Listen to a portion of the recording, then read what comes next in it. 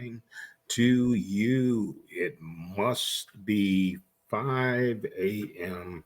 somewhere out there on the East Coast because it's time for another edition of Hardison's Tips. I'm your host, Brandon Hardison. Glad to be with you on this beautiful Monday, the 20th day of September. We do this for all of our brothers and sisters that are in the vertical space of sales, whether it's major account, key account, up and down the street, in home sales, retail sales in general, or automotive sales. Let's get to it so we can get you out and going for today.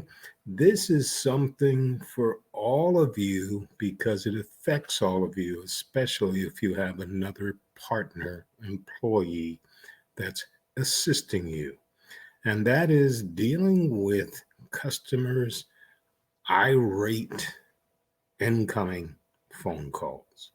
No matter what product your company sells or services your business offers, you will inevitably encounter angry, distressed customers from time to time. It's part of doing business with customers.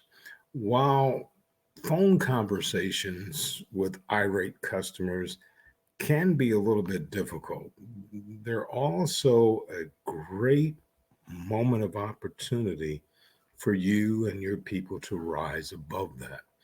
There are some tips that I would like to share with you when dealing with angry people on the other end of the phone call.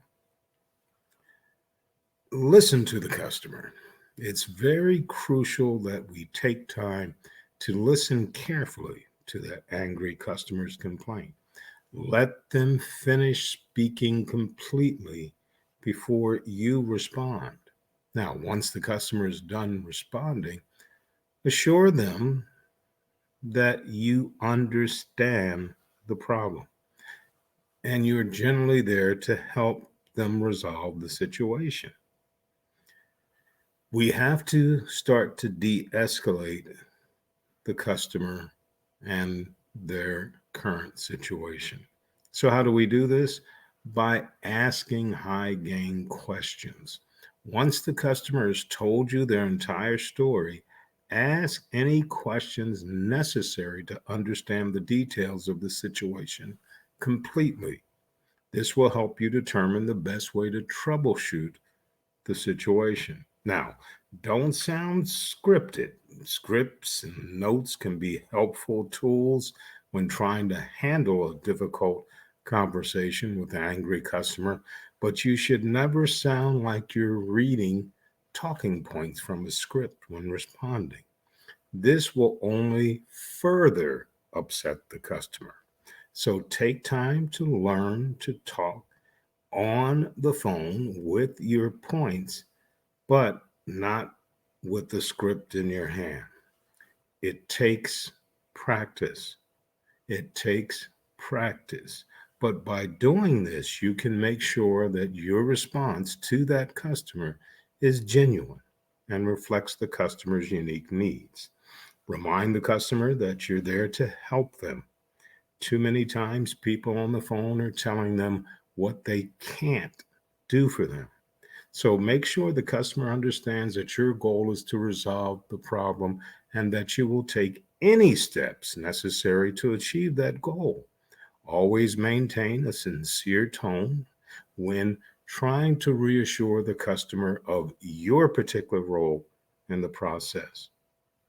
Avoid saying, I don't know. When customers hear, I don't know, they're hearing, you're not here to help me.